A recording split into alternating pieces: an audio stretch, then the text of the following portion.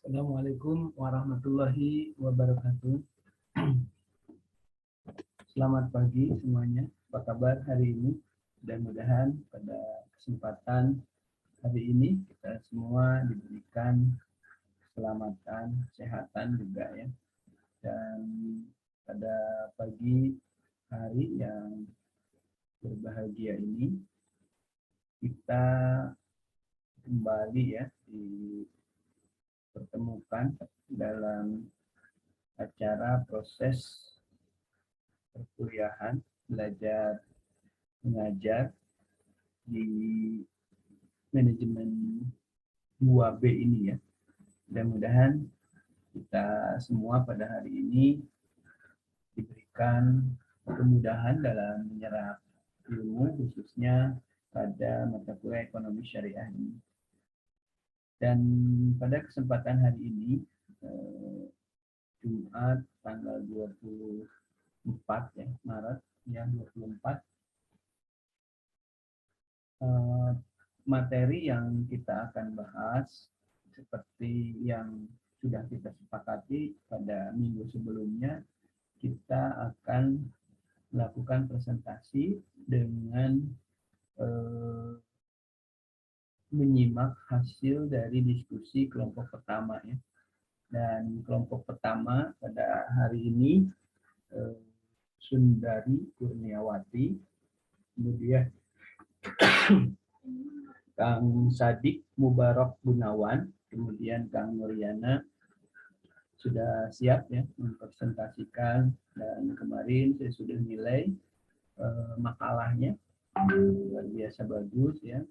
Kemudian juga PPT-nya, kemudian ketajaman kenanya, dan yang lebih senang lagi adalah ternyata presentasinya juga bagus ya. Tinggal kita mendapatkan menilai dari diskusi, kemudian keakuratan dalam menjawab setiap pertanyaan, kemudian juga yang bertanya, yang berkomentar, kemudian menanggapi juga ada nilai untuk pengisi keaktifan. Sehingga pada tugas kelompok ini ya, tugas kolektif ini antara komposisi keaktifan kemudian juga komposisi tugas itu sudah bisa kita peroleh bersama ya.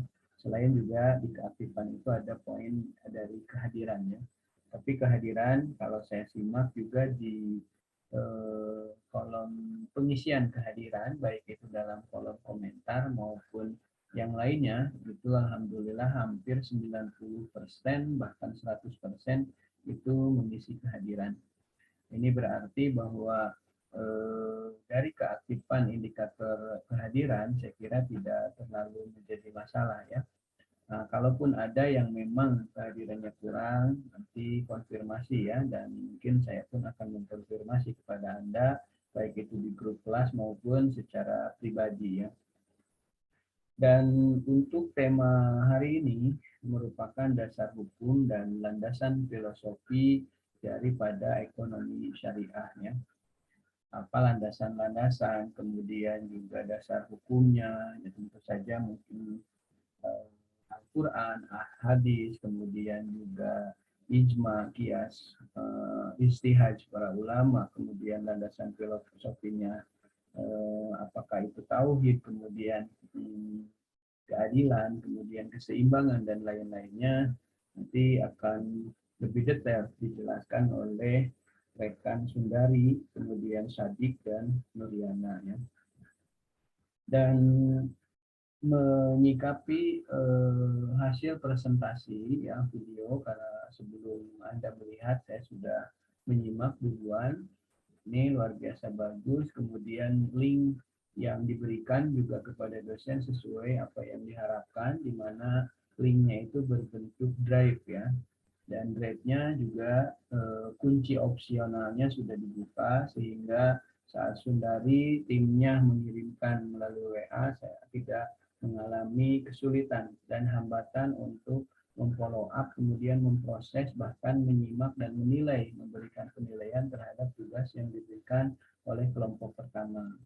Jadi ini patut dicontoh nanti kelompok-kelompok berikutnya, baik kelompok 2 maupun sampai kelompok 12 barangkali ya, itu silakan bisa dicontoh cara pengirimannya itu kepada kelompok pertama ya. Ini luar biasa bagus ya. Kemudian untuk teknik pembuatan video juga saya kira kalau ini tidak akan terlalu sulit ya, karena dengan menggunakan aplikasi Zoom Meeting yang gratisan pun tidak berbayar tidak akan menjadi masalah, karena diskusi Anda dalam video artinya presentasi Anda dalam video yang diatur oleh moderator, kemudian ada presentator, kemudian ada hal-hal lainnya dalam presentasi itu, saya kira tidak akan mengalami kesulitan terutama dari biaya, karena walaupun 2 jam durasinya, karena partisipannya hanya di bawah 4 orang itu tidak berbayar. Jadi saya kira tinggal rekam aja di satu laptop. Jika dari 3 itu 2 temannya pakai HP, tidak masalah. Yang penting salah satu dari yang presentasi dalam pembuatan video itu, salah satunya menggunakan laptop untuk share screen, kemudian juga untuk merekam tutorial atau presentasi dari kelompok Anda, seperti yang dilakukan oleh kelompok pertama. Sangat bagus ya.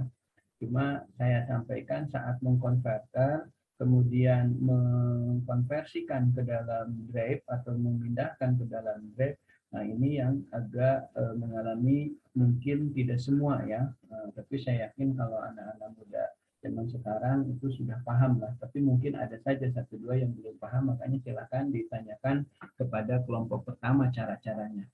Dan yang kedua yang tidak kalah penting dalam pengiriman permasalahan itu, setelah data itu diterima oleh dosen, itu biasanya dosen saat membuka linknya terbuka cuma tidak terkunci gitu. Nah ini juga perlu diperhatikan, karena jangan sampai tugas yang sudah bagus tetapi tidak bisa disimak, tidak bisa dilihat karena terkunci di drive-nya.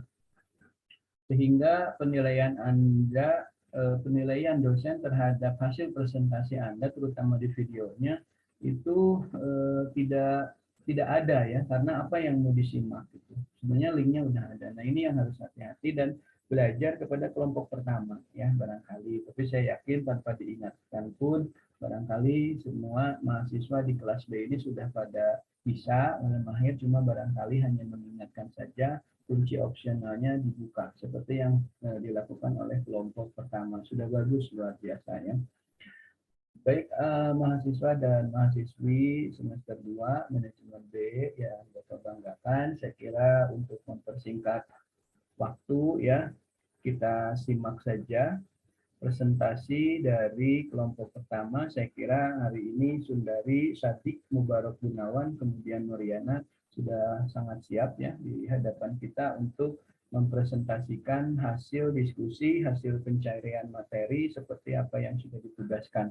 Dan saya bangga sebelumnya, sebelum mengomentari nanti hasil presentasi, karena apa yang menjadi harapan dalam tugas ini, di mana Anda berusaha mengeksplor, mencari, kemudian mendiskusikan, kemudian mempresentasikan, kemudian menuangkan dalam bentuk makalah, ini saya kira berhasil, bangga gitu ya. Kalau kita nilai di atas 75, bisa 80, bisa 90, bahkan bisa kemungkinan 98 gitu. Nah ini Bapak berharap bahwa ke depan kelompok-kelompok berikutnya juga tidak jauh berbeda, bahkan bisa lebih bagus lagi dari apa yang sudah dilakukan oleh kelompok pertama. Baik, selanjutnya kita simak bersama apa yang sudah disampaikan dari diskusi kelompok pertama, Sundari, Sadik, dan Nuriana.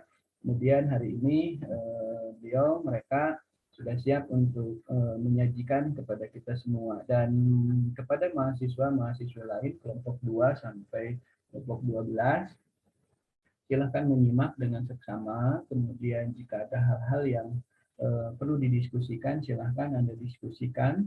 Dan diskusi karena ini terjadi virtual asinkron, maka dilanjutkan diskusi di grup WA ya. Dan saya kira kepada kelompok pertama Sadik, Mubarak Gunawan, kemudian Nuriana dan Sundari, silahkan dipandu nanti diskusi di grup WA ya. Nanti dicatat setiap pertanyaan dari siapa, kemudian dijawab. Nah, jawaban bisa dalam bentuk ketikan, tapi kalau ketik di HP agak lama, sebenarnya bisa saja dijawab dengan suara ya. Jadi langsung oleh suara di situ ya di grup WA, dan nanti kita akan coba periksa.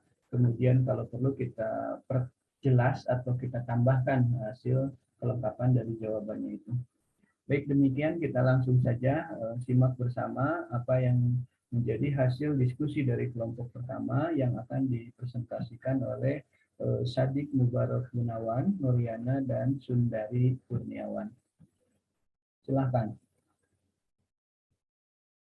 Bismillahirrahmanirrahim. Assalamualaikum warahmatullahi wabarakatuh.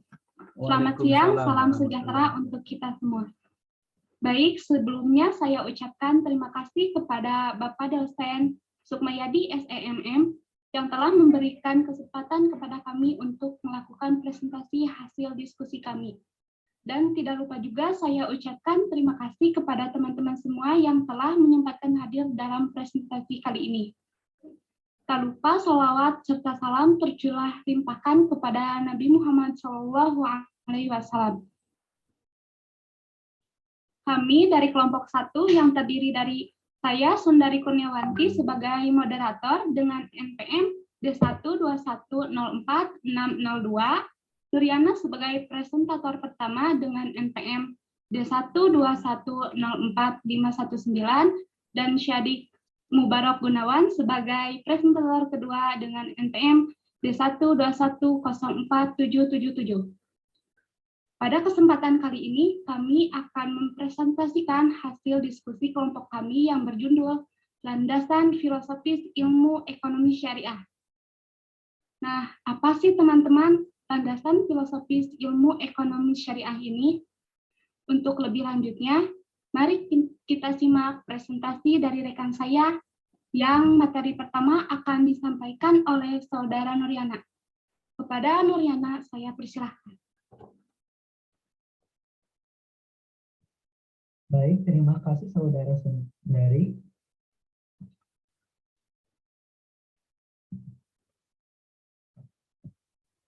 Sebelum nanti pokok landasan filosofi ilmu ekonomi syariah, kita bahas dulu pengertian ekonomi syariah. Apa sih itu ekonomi? Ekonomi adalah ilmu sosial yang mempelajari perilaku manusia dalam mengelola sumber daya yang terbatas dan menyalurkannya ke dalam berbagai individu atau kelompok yang ada dalam suatu masyarakat. Dan syariah adalah suatu makna perundang-undang atau aturan yang diturunkan Allah kepada Rasulullah SAW untuk seluruh umat manusia, mulai dari masalah akidah, akhlak, makanan, minuman, pakaian, hingga muamalah guna meraih kebahagiaan di dunia dan di akhirat. Ekonomi syariah atau disebut juga ekonomi Islam merupakan ilmu yang mempelajari perilaku ekonomi manusia yang diatur berdasarkan syariat Islam dan didasari dengan keimanan. Ekonomi Islam dapat menjadi suatu sistem ekonomi alternatif yang mampu meningkatkan kesejahteraan umat. Tidak seperti sistem ekonomi kapitalis dan sosialis. Definisi ekonomi Islam juga dikemukakan oleh Umar Chakra pada tahun 2021 bahwa ekonomi Islam diartikan sebagai cabang pengetahuan yang membantu merealisasikan kesejahteraan manusia melalui alokasi dan distribusi sumber daya alam yang langka yang sesuai dengan maksud tanpa mengekang kebebasan individu untuk menciptakan keseimbangan makroekonomi dan ekologi yang berkesinambungan, membentuk solidaritas keluarga, sosial, dan jaringan moral masyarakat.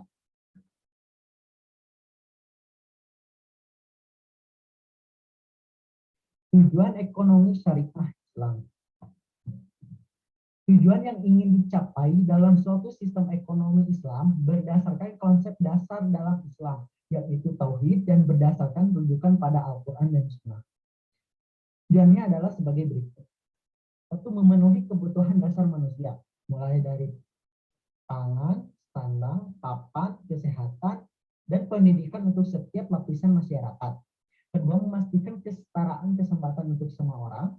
Ketiga, mencegah terjadinya pemusatan kekayaan dan meminimalkan ketimpangan dana distribusi pendapatan dan kekayaan di masyarakat. Keempat, memastikan kepada setiap orang kebebasan untuk mematuhi nilai-nilai moral. Kelima, memastikan stabilitas pertumbuhan ekonomi. Selanjutnya, landasan ekonomi Islam atau landasan filosofi ekonomi syariah. Sebenarnya landasan filosofi ekonomi syariah ini ada banyak sekali. Ada yang tadi saya sudah buka-buka referensi dan mencari-carinya dia di Google dan buku. Ternyata ada banyak sekali macamnya. Ada yang mengatakan 5, 4, dan bahkan ada yang 9. Tapi di sini untuk pembahasan kali ini saya akan membahas yang 5 saja. Yang pertama ada tauhid. Surat As-Saff ayat 10 yang artinya, wahai orang-orang yang beriman, maukah kamu aku tunjukkan sesuatu perdagangan yang dapat menyelamatkan kamu dari azab yang pedih. Tauhid ini mengandung makna bahwa tidak ada Tuhan selain Allah. Semua amal ibadah harus disadarkan kepadanya. Sebab itu, tauhid menjadi dasar seluruh konsep aktivitas umat Islam. Landasan filosofis inilah yang membedakan dengan ekonomi kapitalisme dan ekonomi sosialisme. Untuk itu, para pelaku ekonomi, yaitu manusia, harus mentaati segala kaidah yang telah ditetapkan oleh Allah secara kafah, termasuk dalam bidang aktivitas perekonomian. Ketaatan tersebut bukan hanya dalam kehidupan sosial berkala, tetapi meliputi hal-hal yang bersifat etik dan moral. Tauhid uluhiyah.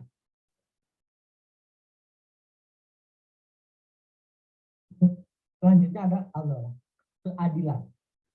Quran surat Al-Mutahanah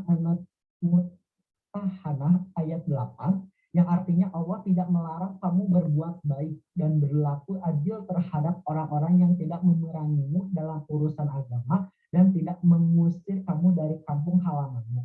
Sesungguhnya Allah mencintai orang-orang yang berlaku adil. Sistem ekonomi syariah memandang keadilan atau keseimbangan sebagai suatu hal yang mutlak untuk diamalkan oleh pelaku ekonomi. Keadilan ini harus diaplikasikan sedemikian rupa antara anggota masyarakat yang melakukan hubungan ekonomi. Artinya, keadilan tersebut bukan hanya pada tataran teoritis, tetapi juga dalam tataran teknis. Keadilan atau keseimbangan secara alamiah dapat dilihat dari hukum tatanan yang harmonis alam semesta, sunnatullah. Walaupun demikian, keadilan dan keharmonisan bukanlah hanya karakteristik alami saja, melainkan sebagai suatu hal yang harus diperjuangkan keberadaannya di dalam kehidupan. Selanjutnya, nubuah. Nubuah atau istilah kenabian di era sekarang memang sudah tidak ada nabi seperti halnya Rasulullah SAW. Paling tidak, perangai dan akhlak nabi dijadikan sebagai contoh atau teladan dalam menjalankan roda perekonomian. Selanjutnya ada khalifah. Dalam syariat Islam, manusia diciptakan Allah untuk menjadi khalifah, wakil Allah di muka bumi ini. Fungsi khalifah manusia adalah untuk mengelola alam dan memakmurkan bumi sesuai dengan ketentuan syariat Islam. Dalam melaksanakan tugasnya sebagai khalifah, ia diberi kebebasan dan juga berpikir serta menalar untuk memilih antara yang benar dan yang salah, dan mengubah kondisi hidup ke arah yang lebih baik. Dan terakhir ada ma'ad. Ma'ad adalah perekonomian. Dalam perekonomian, ma'ad itu disebutnya adalah dengan laba, keuntungan.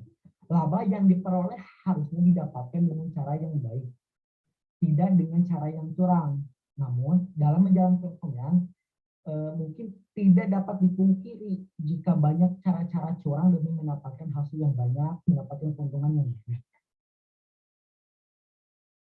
Dasar-dasar hukum syariah. Nah, untuk bagian ini, teman saya, rekan saya, Sadik Mubarak Gunawan, akan melanjutkan presentasi kali ini. Pada saudara Sadik, dipersilakan.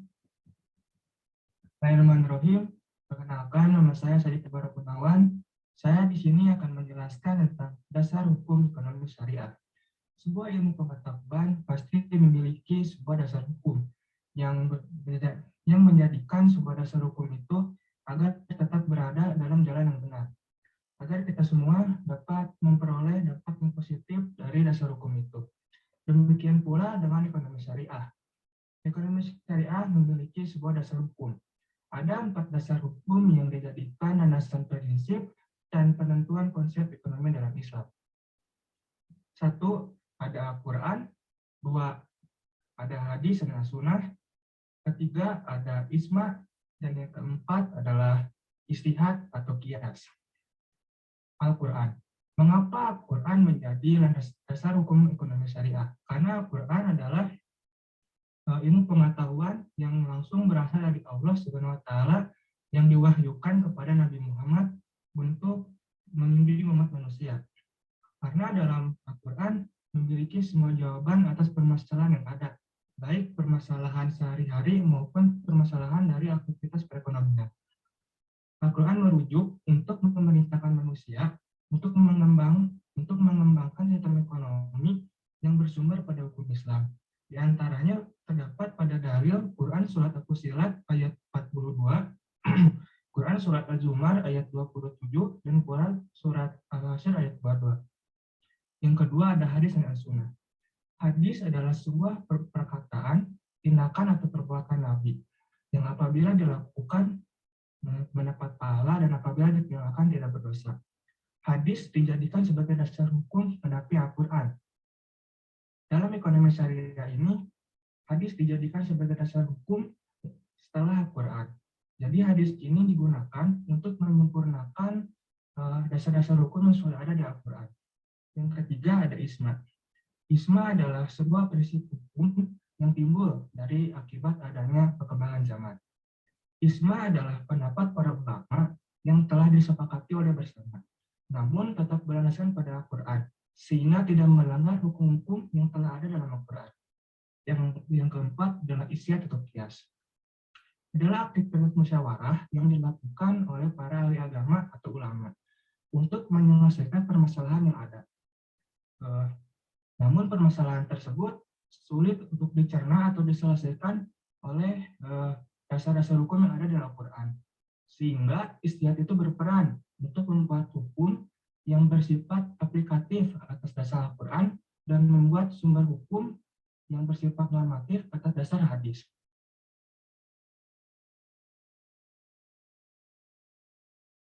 Prinsip-prinsip ekonomi syariah Islam.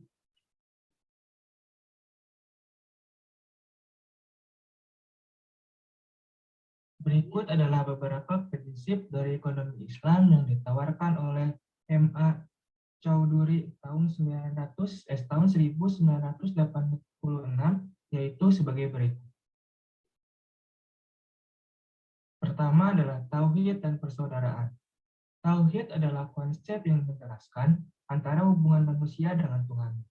Oleh karena itu, segala aktivitas ekonomi yang dilakukan oleh seorang Muslim akan sangat terjaga, karena dia merasa bahwa segala sesuatu yang dia lakukan akan selalu dilihat oleh Tuhannya dan akan dimintai sebuah pertanggungjawaban. Dalam prinsip ekonomi Islam, persaudaraan adalah hal yang paling penting, karena setiap manusia akan saling membutuhkan satu antara lainnya. Karena dalam aktivitas perekonomian, kita pasti memerlukan orang lain untuk membantu kita. Sesuai dengan dalil Quran Surat Al-Hadid ayat 4. Dialah yang menciptakan langit dan bumi dalam 6 masa. Kemudian dia bersemayam di atas arsy. Dia mengetahui apa yang masuk ke dalam bumi dan apa yang keluar daripadanya, dan apa yang turun dari langit dan apa yang naik kepadanya. Dan dia bersama kamu di mana saja kamu berada. dan Allah Maha melihat apa yang kamu kerjakan. Jadi di sini dijelaskan bahwasanya Allah itu selalu melihat apa yang telah kita kerjakan, sehingga kita selalu mawas diri agar tidak melakukan sesuatu yang melanggar aturannya. Selanjutnya, ada bekerja dan produktivitas. Dalam ekonomi Islam, setiap individu diwajibkan untuk bekerja keras dengan tujuan untuk memberikan manfaat bagi kemaslahatan umat. Sesuai dengan dalil Quran Surat At-Taubah ayat 105. Dan katakanlah, bekerjalah kamu, maka Allah dan Rasulnya serta orang-orang yang mukmin akan melihat pekerjaanmu itu. Dan kamu akan dikembalikan kepada Allah, yang mengetahui akan yang gaib dan yang nyata. Lalu diberitakannya kepada kamu apa yang telah kamu kerjakan. Jadi di sini sudah jelas semua yang kita lakukan akan dimintai pertanggungjawaban. Selanjutnya,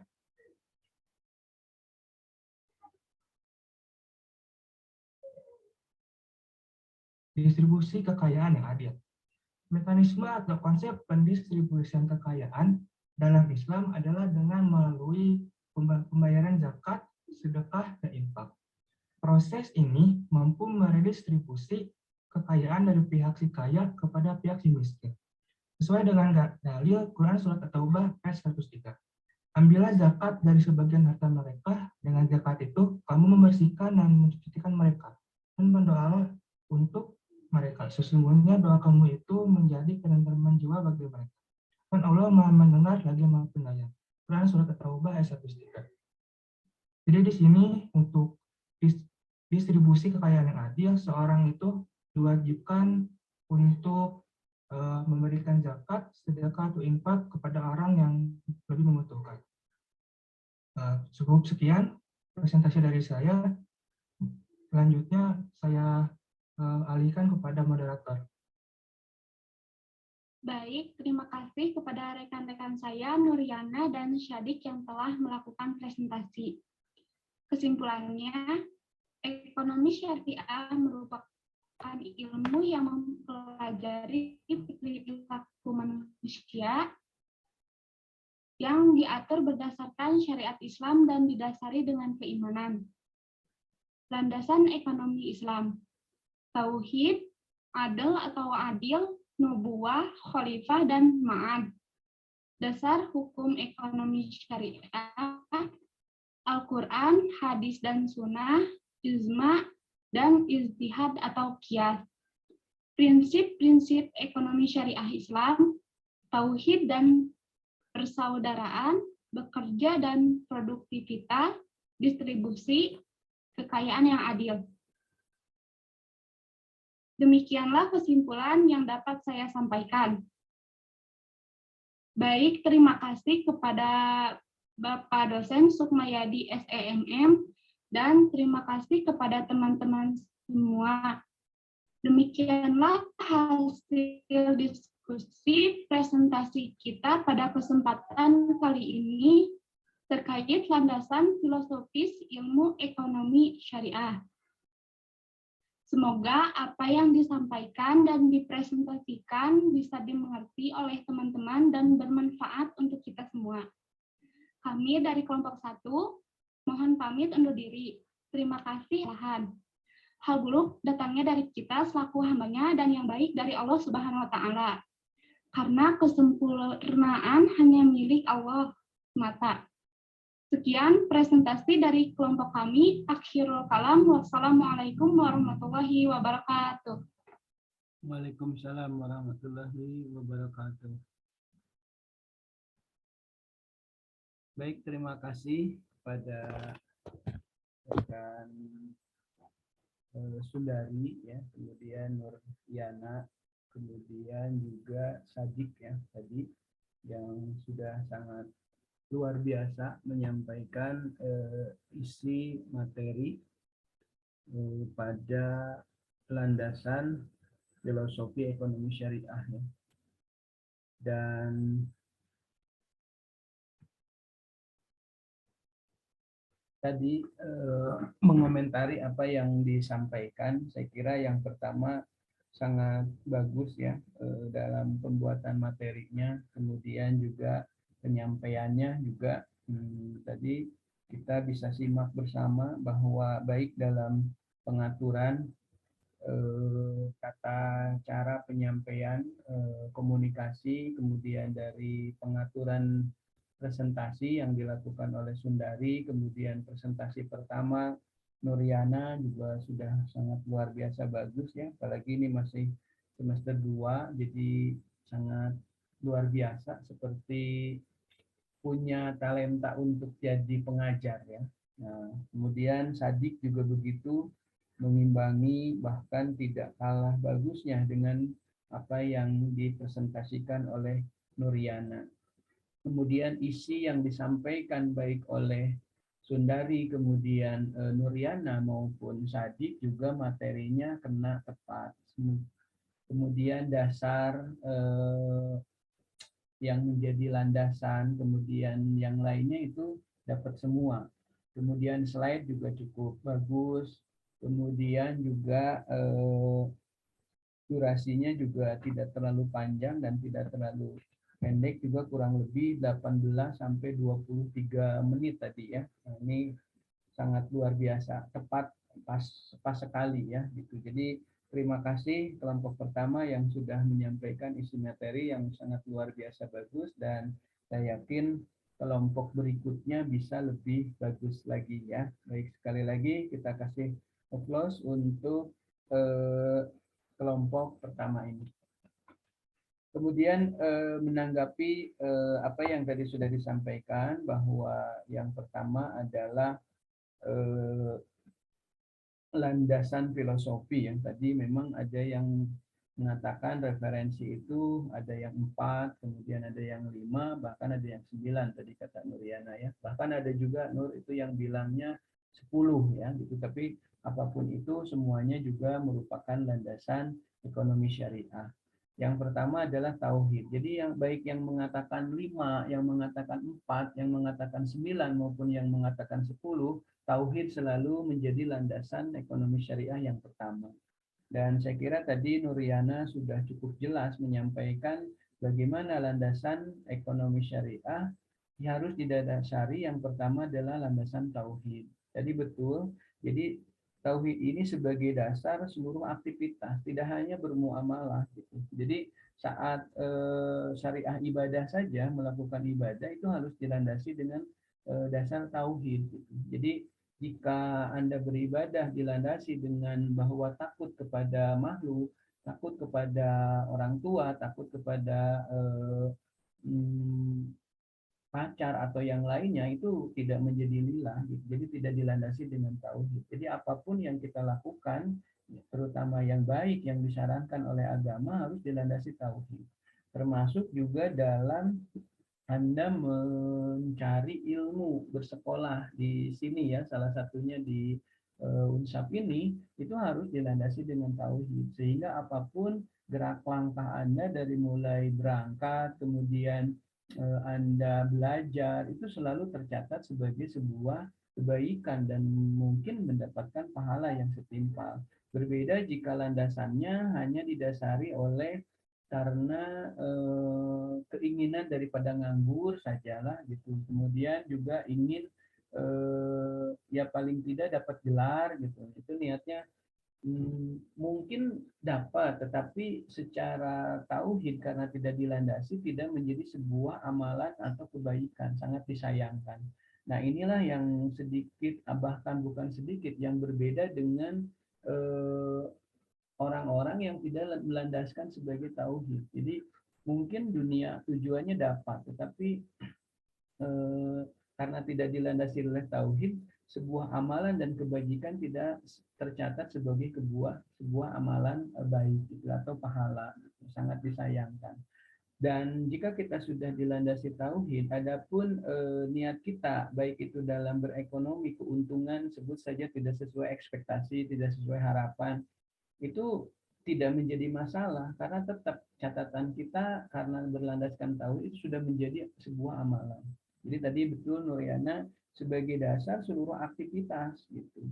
Termasuk Anda makan, kemudian Anda tidur, itu harus dilandasi dengan tauhid, dan kita selalu bergantung dan bermohon dengan doa kepada Tuhan kita gitu. Dan di situ dan saat dosen melakukan share pendidikan pengajaran ini juga sangat disarankan dan secara aturan itu dilandasi dengan tauhid bahwa berbagi ilmu, kemudian kita selalu produktif, kemudian kita juga berharap bahwa bisa bermanfaat buat makhluk yang lainnya, sehingga jika dilandasi tauhid, seluruh kebaikan yang kita lakukan menjadi sebuah amalan baik. Adapun nanti bisnis kita lancar, bisnis kita untungnya banyak, itu menjadi poin-poin bonus saja yang menjadi penghantar juga nanti menjadi sebuah amalan lainnya. Seperti itu barangkali ya. Mudah-mudahan cukup jelas tadi juga seperti yang disampaikan oleh Nuriana. Kemudian harus ada unsur keadilan. Kita bisa bayangkan di konvensional itu terkadang hal-hal yang menjadi buruk pun boleh dilakukan sepanjang tidak diketahui, seperti misalkan judi, kemudian bisnis barang-barang seperti hammer, kemudian barang minuman keras, itu tidak masalah. Karena prinsip mereka kan bagaimana untung semaksimal mungkin dengan biaya seminimal mungkin gitu. Nah, sementara di syariah tidak hanya sekedar untung, gitu. Jadi harus memenuhi unsur keadilan. Seperti jual beli pijon tengkulak gitu ya. Nah, mereka membeli misalkan buah-buahan, sebut saja mangga atau rambutan, itu sekebunan kan diborong gitu. Nah, barangkali nanti pada saat dipanen terjadi hasil yang sedikit dikarenakan misalkan ada segerombolan kelelawar yang menghabiskan, atau bahkan mungkin ada makhluk yang namanya manusia mencuri gitu ya sampai habis gitu. Nah, di situ akan terjadi sebuah ketidakadilan. Misalkan pedagang itu atau pembeli yang jadi bandar ijon tengkulak merasa rugi kan karena uang sudah dibayar walaupun dulu sebenarnya murah gitu, tapi lebih rugi lagi mereka karena barang yang mereka belinya jadi hilang, tidak ada ya. Nah, sementara yang punya kebun tidak merasa bahwa itu menjadi sebuah kerugian. Kenapa? Karena mereka merasa bahwa ya tidak masalah karena buah-buahan yang tadi ada di kebunnya itu udah dijual, bahkan uangnya sudah didapat gitu. Seperti juga yang dilakukan di ijon tengkulak di perikanan, misalnya membeli ikan di sekolaman itu ya, terlepas ikan apa banyak tidaknya itu, nah itu kan sifatnya ijon tengkulak jual beli seperti itu. Dan di beberapa daerah di wilayah kita ini masih banyak terjadi, termasuk juga misalkan beli singkong itu ketela pohon itu kebunan, misalnya 3 kebun itu diborong 5 juta gitu. Nah, begitu dipanen kan tidak ada pernah yang tahu bahwa hasil barang yang dijual belikannya itu mungkin kecil-kecil atau bahkan panennya sedikit atau bahkan kena hama di dalamnya sehingga singkong yang tadinya gede-gede itu menjadi kecil karena dimakan hama yang ada di dalam tanah. Kemudian juga bisa saja jadi ada gangguan dari binatang liar lainnya seperti babi hutan, monyet dan lainnya ya, termasuk juga bisa saja sebelum dipanen ada yang nyolong juga misalkan manusia lainnya. Jadi banyak hal yang sebetulnya hal-hal seperti itu akan memenuhi unsur ketidakadilan, termasuk bunga bank juga ya. Pada saat pinjaman dilakukan oleh nasabah kemudian dipakai usaha sebut saja dan usahanya bangkrut, bank itu tetap meminta bunganya kan. Nah, di situ tidak memenuhi prinsip yang kedua, keadilan tadi. Nah, sehingga nanti di produk-produk yang sudah sesuai syariah itu harus memenuhi keadilan. Jadi harus sama-sama, kalau untungnya diuntungkan, kalau pas rugi harus sama-sama merasakan kerugian dari apa yang menjadi transaksi ya, baik dalam syirkah nanti kerjasama usaha maupun dalam jual beli maupun dalam sewa ataupun dalam kontrak dan transaksi lainnya. Kemudian tadi Nuriana menyampaikan landasan yang ketiga, nubuah ya. Walaupun betul kita ini jauh dari zamannya Nabi, zaman para sahabat, tapi sifat-sifat kenabian seperti salah satunya siddiq, bisa dipercaya, amanah ya, fatona, kemudian tabligh itu bisa kita implementasikan ya sifat-sifatnya. Oleh karena itu tadi yang menjadi dasar hukum ya tadi salah satunya as-sunnah ya gitu. Apa yang dilakukan nabi dan rasul gitu ya. Kemudian juga ada yang tidak dilakukan zaman Nabi, seperti bisnis online kan zaman Nabi tidak ada ya. Maka di situ nanti ada ijma dan kias serta ijtihad yang hasil ijtihad para ulama gitu ya. Itu sudah boleh tidaknya nanti ada seperti itu. Kemudian yang keempat tadi ada khalifah ya, wakil Allah untuk memakmurkan bumi dan segala isinya. Jadi pada saat tidak terjadi keadilan, tidak terjadi keseimbangan, itu yang terjadi adalah konflik ya. Kemudian dari konflik itu akan terjadi perpecahan, kemudian akan terjadi kerusakan di muka bumi ini karena semua akan bertikai gara-gara tadi memenuhi unsur ketidakadilan tadi ya. Dan di syariah saya kira ini akan tegak sebuah keadilan sehingga fungsi manusia atau amanah manusia sebagai khalifah ini akan tercapai. Kemudian ma'ad laba. Nah, laba yang didapat itu harus sesuai dengan prosesnya sesuai syariah. Konvensional juga sebenarnya niatnya bagus, mencari laba untuk menafkahi keluarga. Cuma proses mendapatkannya itu yang tidak sesuai dengan aturan yang sudah ditetapkan karena tadi tidak memenuhi unsur keadilan dan keseimbangan gitu. Seperti itu ya. Jadi sudah cukup bagus tadi disampaikan oleh kelompok satu ini. Kemudian tadi Sadiq juga menjelaskan tentang prinsip ekonomi syariah. Jadi tadi ini saling korelasi ya, sinkron dengan tadi landasan. Jadi ada tauhid dan persaudaraan, ada dalam transaksi tadi kan baik jual beli kita saling ketemu, bersilaturahim, kemudian persaudaraan, kemudian bekerja dan produktivitas. Jadi orang yang malas-malasan sebenarnya tidak memenuhi prinsip ekonomi ya. Dan faidah kudiyatul salat pangkasiru wabtagu min fadillah, apabila telah ditunaikan sholat maka bertebaranlah di muka bumi dan cari karunia Allah. Jadi yang jadi mahasiswa itu sudah melaksanakan sholat bertebaran di muka bumi. Dan menjadi mahasiswa peran Anda ya ini juga dalam rangka mencari karunia Allah. Tetapi yang bagaimana ya, yang tentu saja tadi yang dilandasi salah satunya dengan tauhid ya, lillah seperti itu. Tapi kalau kita tidak berdasar ke situ ya sia-sia saja gitu. Mungkin apa yang kita cita-citakan di dunia dapat, tetapi tidak menjadi sebuah kebajikan gitu ya. Sangat disayangkan.